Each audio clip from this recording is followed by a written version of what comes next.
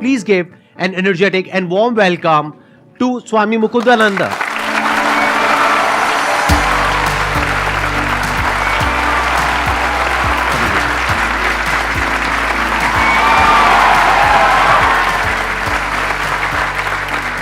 Please have a seat. Sandeep ji, आपका दरबार संपूर्ण विश्व में न्यारा है और ये जो युवक लोग यहाँ पधारते हैं इनको मैं नमन करता हूँ, किंतु ये हैं बड़े नटखट। हमारे चैनल में कमेंट छोड़ते चले गए कि आपको पधारना ही होगा, तो हमने सोचा यहाँ भारतवर्ष के युवा वर्ग से मिलना हो जाएगा।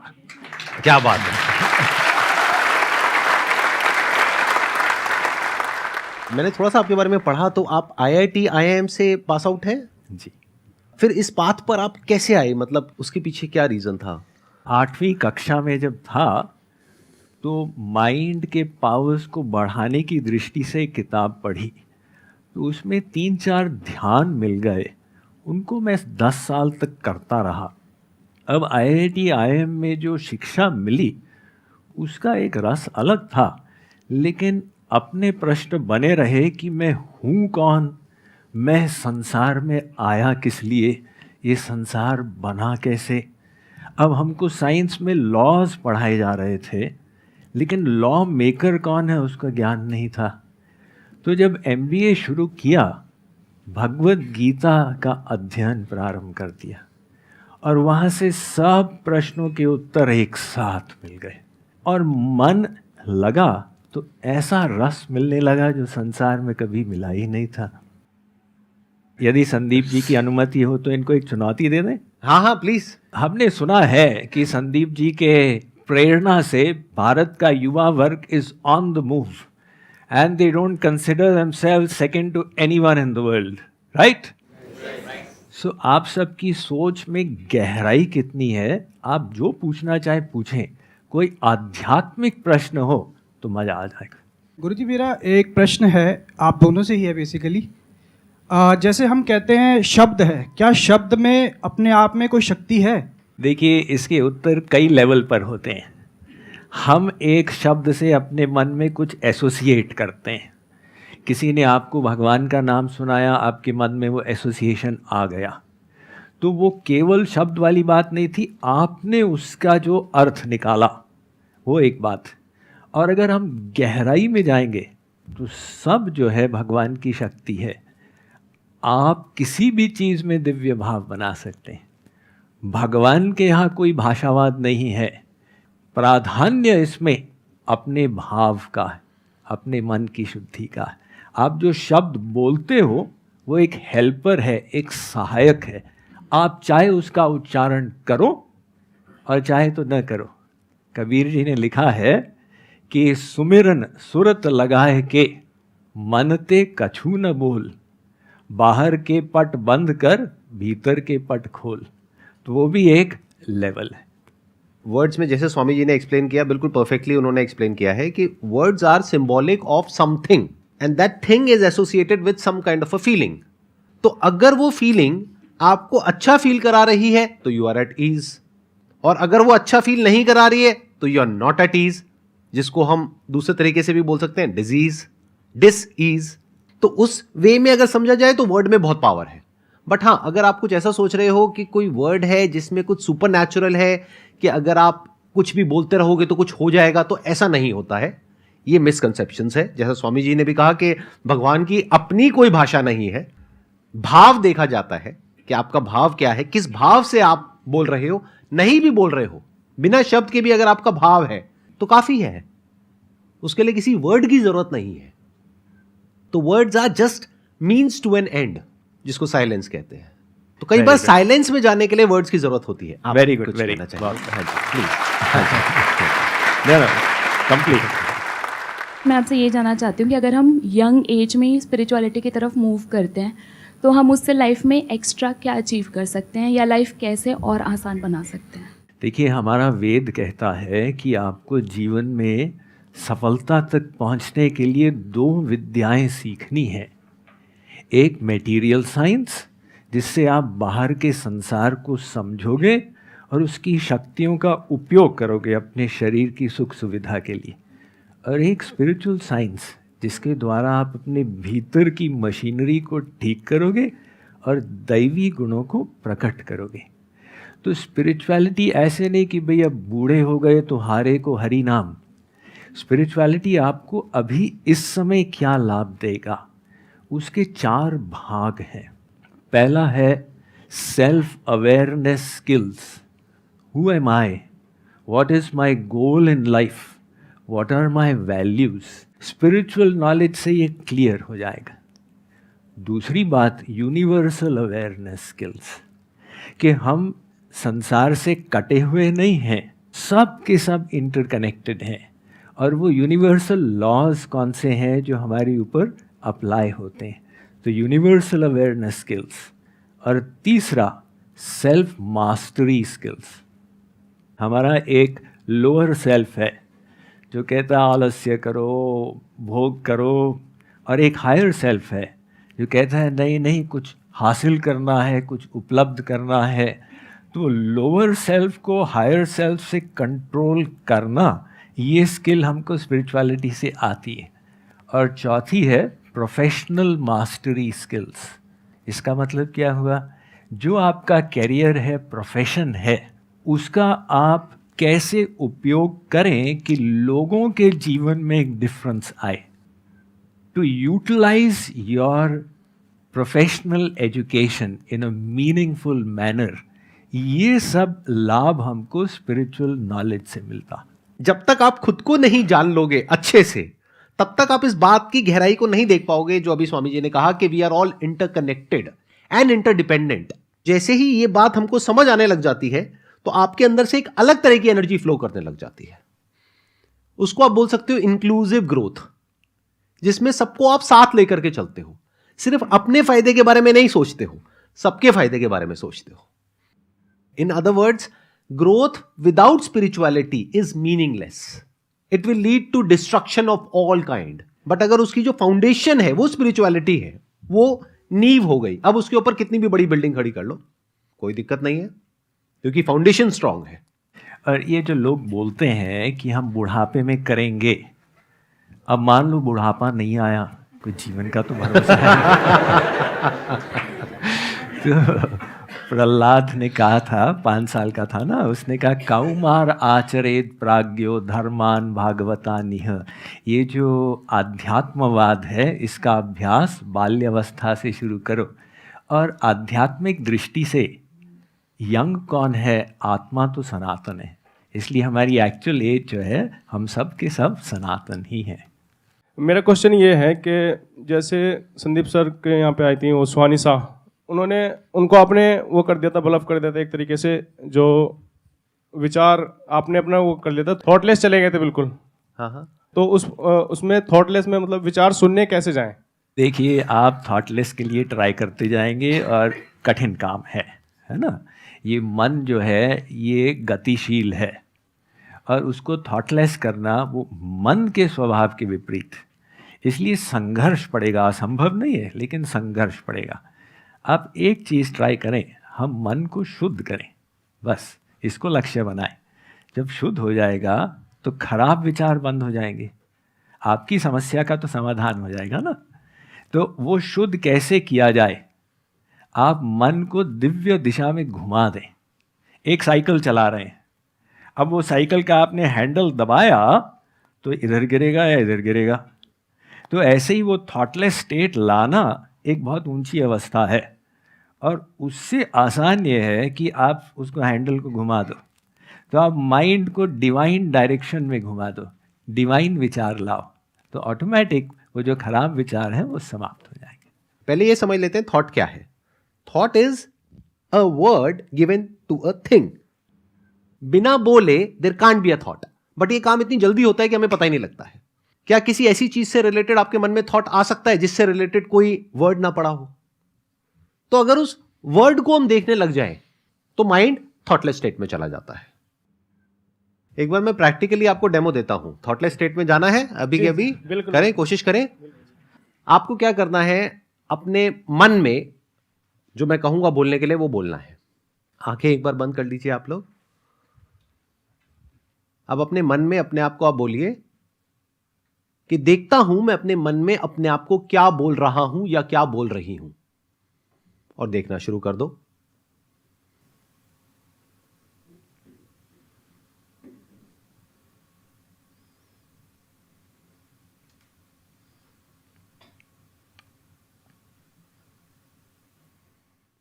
अब धीरे धीरे अपनी आंखें खोल सकते हैं आप लोग। बताइए कितने लोग चले गए थे थॉटलेस स्टेट में। देखो, आप में से बहुत सारे लोग अभी थॉटलेस स्टेट में चले गए थे। यानी क्या हुआ, जैसे ही आपने देखना शुरू किया कि मैं क्या बोल रहा हूं, तो बोलने के लिए कुछ है ही नहीं। अब होगा क्या, मैक्सिमम बता देता हूं। अभी ऊपर से थोड़ी सी आवाज आई थी, तो एकदम से आपने अपने अंदर बोला होगा, ये आवाज कैसी है, कहीं ये छत टूट तो नहीं जाएगी। फिर एकदम से एक थॉट आया होगा, कितनी देर और रह गई है, 1 मिनट हुआ नहीं हुआ, लेकिन वो भी चला गया। मुझे नींद आ रही थी। किनको नींद आ रही थी? मतलब 30 सेकंड में नींद आ गई। आप तो स्पिरिचुअलिटी की बहुत आगे वाली स्टेज पर हो। आपको आंख बंद करते ही 30 सेकंड में नींद आ जाती है। ये डायरेक्ट समाधि में जा रहे ये हैं। डायरेक्ट समाधि में चले गए।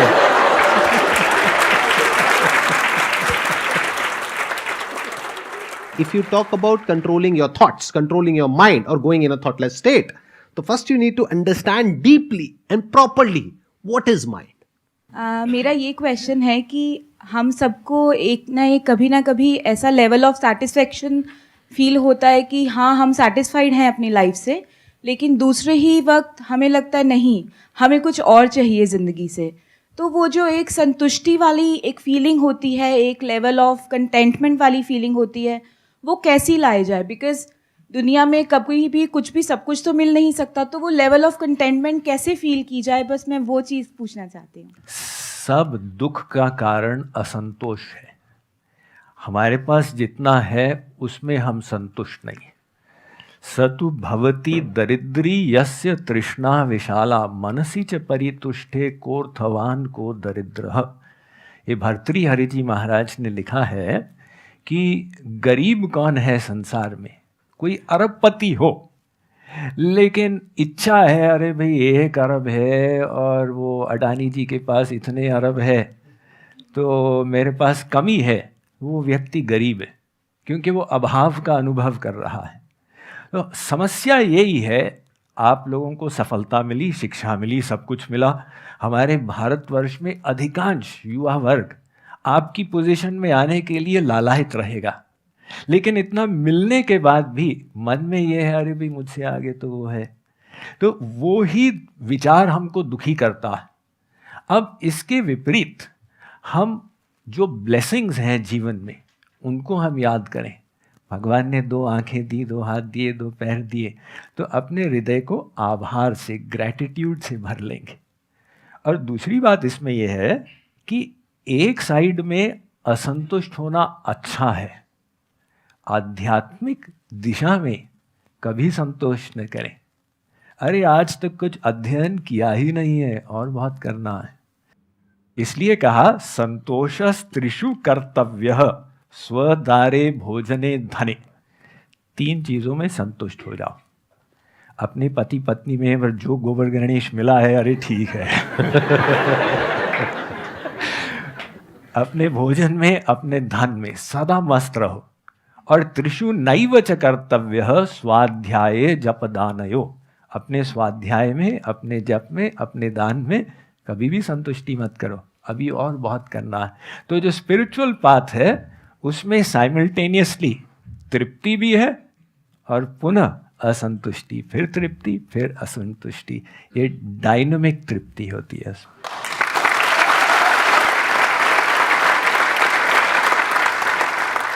आप सबकी जो एज है यहाँ पर, वो यूजुअली मेरे जो सेशंस होते हैं उससे थोड़ी सी अलग है।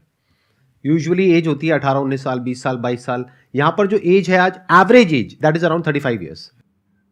तो मैं आप सबसे एक सवाल पूछना चाहूंगा, जब आपकी एज थी 18, 19 साल, 20 साल, तब कितने लोगों ने ये सोचा था कि आज जिस भी लेवल पर आप हो उस लेवल पर मैं होऊंगा? यानी कि आज कितने लोग ये फील करते हैं कि 18-19 साल की एज में जो भी आप सोचते थे अपने लिए, हो सकता है उस वक्त सोचते होगे कि महीने का 15-20 हज़ार रुपए भी आ जाए तो बहुत है, और आज कितने लोग ऐसे हैं आप में से जो उससे बहुत ऊपर वाले लेवल पर है? ऑलमोस्ट सब। लेकिन क्या सेटिस्फैक्शन मिल गई है? कंटेनमेंट है? नहीं। क्यों? क्योंकि कुछ ना कुछ बाकी रह जाता है। तो इससे हमको सीख लेना है कि जब आज तक नहीं हुआ तो आगे भी नहीं होगा। क्यों? क्योंकि इस यूनिवर्स का नेचर ही ऐसा है कि यहां पर कभी भी आपको सब कुछ नहीं मिल सकता है।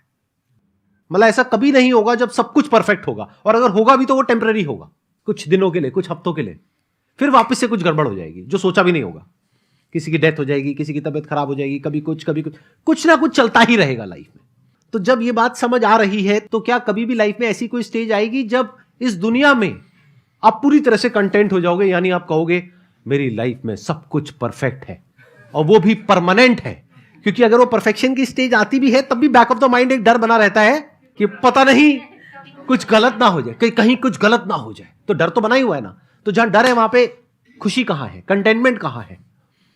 तो जब हमें ये बात समझ आ चुकी है बारीकी से इस एज ग्रुप में, तो अब हमें आगे अपना टाइम और खराब नहीं करना चाहिए। जो इस दुनिया में कर रहे हैं वो करते रहना है, साथ साथ में थोड़ा बहुत समझने की कोशिश करते हैं कि भगवत गीता में क्या लिखा हुआ है, वेदों में क्या लिखा हुआ है। इसमें हम थोड़ा सा एडिशन कर हाँ दें? Please please. ये तो आपने बहुत सुंदर बताया है कि भाई उसमें हम समझें यहाँ कोई तृप्ति नहीं है, और साथ ही साथ हम जो कुछ किए केवल आनंद के लिए किए। चाहे करियर था, चाहे विवाह था, चाहे बच्चे थे, अंतिम लक्ष्य यही था कि आनंद मिले। वो आनंद की इच्छा हमारे अंदर क्यों थी? वो आनंद की इच्छा आई कहाँ से? किसी ने तो हमको सिखाया नहीं कि तुम बेटा तुम आनंद चाहना, ऐसा ना हो कि दुख के पीछे भागने लग जाओ। तो आनंद की इच्छा सबके अंदर एक जैसी है। वैसे शक्ल सबकी अलग अलग है, आवाज़ अलग अलग है, लेकिन इस मात्र में हम सब एक हैं। हम सब का एक नारा है, आनंद चाहिए। हमारा वेद कहता है आनंदो ब्रह्मेति व्यजानात्। वो जो ब्रह्म है वो आनंद सिंधु है। उस सिंधु के तुम बिंदु हो। जैसे आप पत्थर को ऊपर फेंकोगे तो नीचे आएगा, ऐसा नहीं कि वो ऊपर गिर जाए, वो नीचे ही गिरता है, क्योंकि वो पृथ्वी का अंश है, पृथ्वी उसको खींच रही है। तो आनंद की इच्छा हमारे अंदर हमको प्रेरित कर रही है दिव्य दिशा में कि तुमको जो सुख चाहिए वहीं पर मिलेगा। जितना भी संसार मिल जाए, आत्मा भीतर से कहती है अभी भी तृप्ति नहीं हुई। तो वो जो तृप्ति हमको चाहिए वो तभी मिलेगी जब हमारी आत्मा अपने अंतिम लक्ष्य तक पहुंच जाएगी। वेदांत की दृष्टि से अगर देखा जाए तो इसको नित्य अनित्य विवेक भी कहते हैं, जहां पर कि हमको ये क्लियरली पता हो कि लाइफ में क्या नित्य है और क्या अनित्य है। अनित्य मतलब टेम्पररी है। जैसे इस दुनिया से जो हमको सेटिस्फैक्शन मिलता है, प्लेजर मिलता है, खुशी मिलती है, वो सब क्या है? टेम्पररी है। ये बात हमको अभी तक समझ आई है या नहीं आई है? तो नित्य अनित्य मतलब क्या कि इस दुनिया में कुछ है जो टेम्पररी है, और इस दुनिया में ही यानी यहीं पर, अभी यहीं पर कुछ ऐसा भी है जो कि परमानेंट है, जिसको ब्रह्म कहा गया है। तो अगर हमारा ध्यान उसकी तरफ चला जाता है, या ये क्वेश्चन ही उठ जाता है कि क्या कुछ परमानेंट भी है इस यूनिवर्स में, या सब कुछ ही टेम्पररी है, और वो जो परमानेंट है क्या वो मुझसे दूर है, क्या वो मुझसे अलग है, या हो सकता है वो मैं ही हूं। तो अगर इस तरह के क्वेश्चंस हमारे अंदर उठने लग जाते हैं, जवाब की तो मैं अभी बात ही नहीं कर रहा, उठने लग जाते हैं, तो हमारी शुरुआत हो गई है स्पिरिचुअल पाथ पे चलने की। जैसे संदीप जी ने बताया है, ये विभिन्न उपाय हैं, कर्म योग, ज्ञान योग, हठ योग, भक्ति योग इत्यादि। हम सबके विभिन्न स्वभाव हैं, लेकिन लक्ष्य वो एक ही है। तो उस एक लक्ष्य को अपनाना यही अध्यात्म है।